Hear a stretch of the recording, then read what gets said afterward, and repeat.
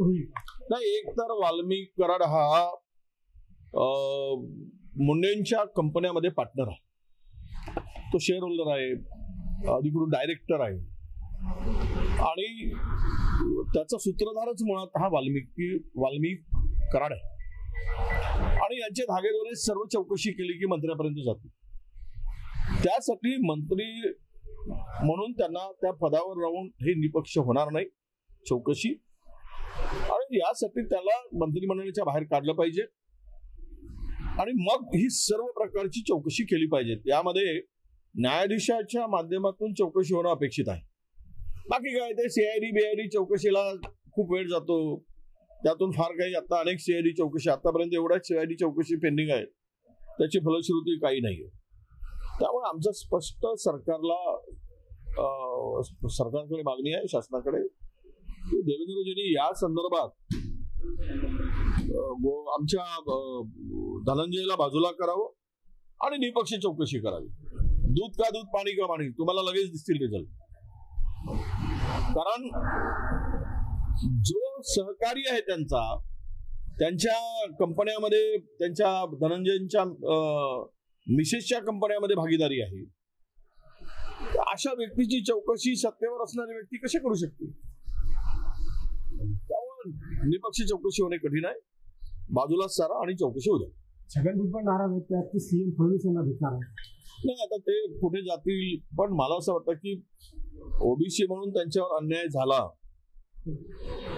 हे तेवढंच खरं आहे. कारण त्यांची मतं भरपूर घेतली, महायुतीने घेतली, केवळ भाजपने घेतली असा माझा आरोप नाही. तिघांनी त्यांना वापरलं आणि सत्ता आली की बाजूला केलं हे दिसते. त्यामुळे त्यांना नवा पर्याय ते शोधत असतील, त्यांना आमच्या शुभेच्छा आहेत. परंतु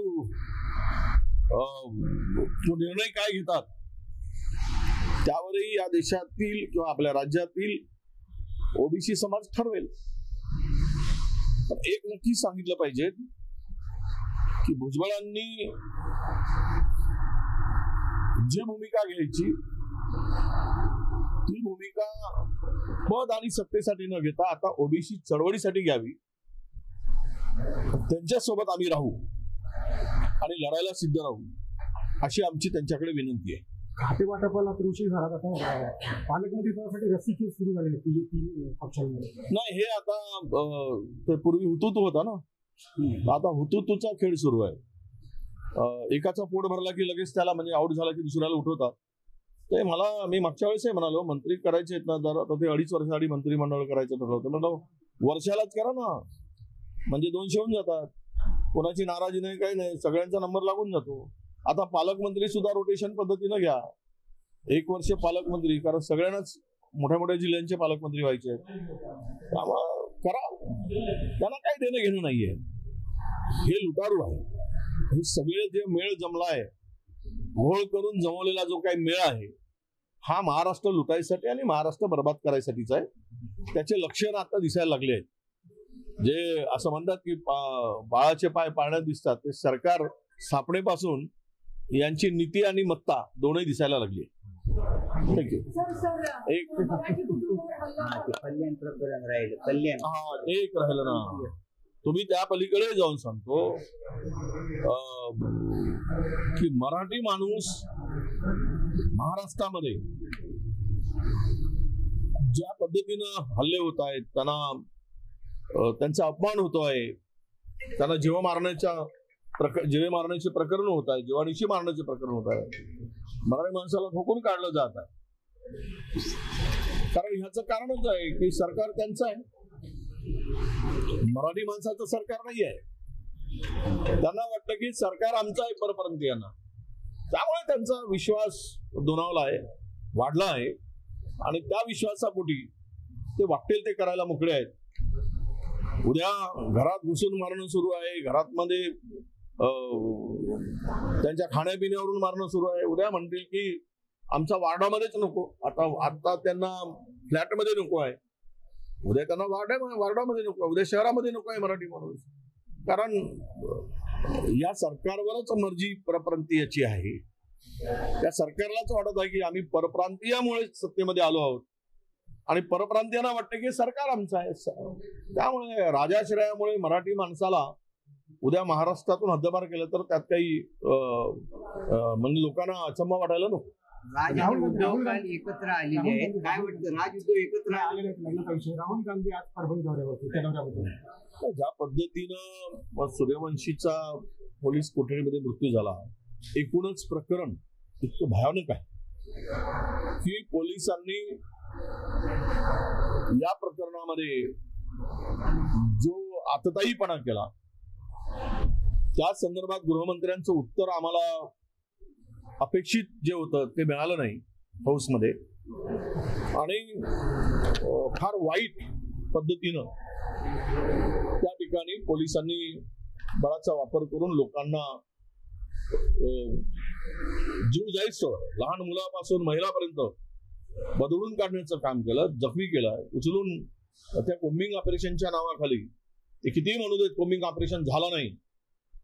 ज्या वेळेस या सूर्यवंशीला मल्टिपल इंजुरी म्हणून आपला डॉक्टरांचा रिपोर्ट येतो, सीएसचा रिपोर्ट येतो, त्यावेळेस काय त्याला वळ म्हणजे काही सिनेमामध्ये मारतात तशा रेगा मारल्या होत्या काय?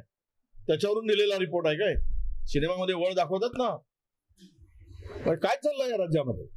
कुठल्या पद्धतीचं स्टेटमेंट केलं जात आहे? काही का म्हणजे तिथे काही झालंच नाही मग तो पोलीस कोठडीमध्ये मारायला. हे सगळं जे आहे या राज्यामध्ये ज्यांची ज्या पद्धतीची नीती आहे किंवा तो काम करण्याची पद्धत आहे किंवा त्यांचा जो आयडिओलॉजी आहे त्यामध्ये हा दलित, आदिवासी, मागासवर्गीय कुठेच नसतो. त्यांनी आवाज करायचा नाही. आवाज केला तर घरातून काढू, मारू आणि मारलं तरी आम्ही 5-10 लाख रुपये देऊ, सात्वन करू, याच्या पलीकडे तुम्ही बोलायचं नाही. या विचाराने जर सरकार वागत असेल तर सरकारचा आतताईपणा आहे, सरकारची ही मानसिकता मला वाटतं की विकृत आहे असा माझा स्पष्ट आरोप आहे. आणि यामुळं राहुलजी उद्या तिथे भेटून त्या कुटुंबाचं सात्वन केल्यानंतर पुढची या संदर्भात सरकारच्या भूमिकेच्या संदर्भात आणि जे पोलिसांनी केलेलं जे काही तिकडे लोकांना ज्या पद्धतीनं लोकांना मारहाण केली तर यावर आमचं पुढची दिशा आम्ही ठरवणार. शेवटचा प्रश्न, राहुल गांधीचा जो आजचा दौरा आहे परभणीचा, तर त्यावरती टीका करताना बावनकुळे असं झालं की नौटंकी राहुल गांधी. आता असं आहे, सत्तेची गरमी, सत्तेची उर्मी, तोंडातून वाटेल ते बडबड करायला लागतं. माणूस जिंकला की उर्मट होतो, हा त्याचा परिणाम आहे. एखादा दलित कुटुंबातील व्यक्तीचा पोलीस कोठडीत मृत्यू होतो, ते कशामुळे आंदोलन होतं की ज्यामध्ये संविधानाचा शिल्प तोडला जातो, तिथून झालेलं ते आंदोलन. परंतु ज्या पद्धतीने ते प्रकरण सगळं हाताळलं गेलं आणि त्यातून जे काही आजची स्थिती उद्भवली तर हे लपून नाही आहे, महाराष्ट्र सगळं बघतोय.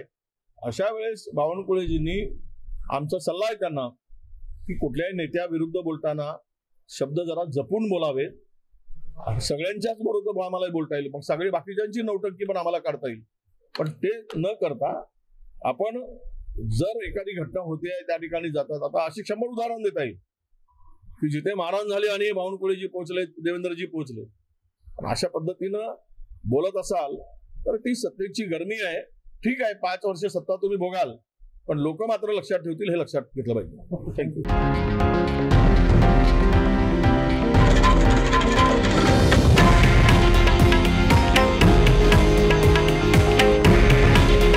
हे आहे देशातील नंबर 1 न्यूज नेटवर्क आणि आपण पाहत आहात TV9 मराठी. काळजी तुमची, हित महाराष्ट्राचं.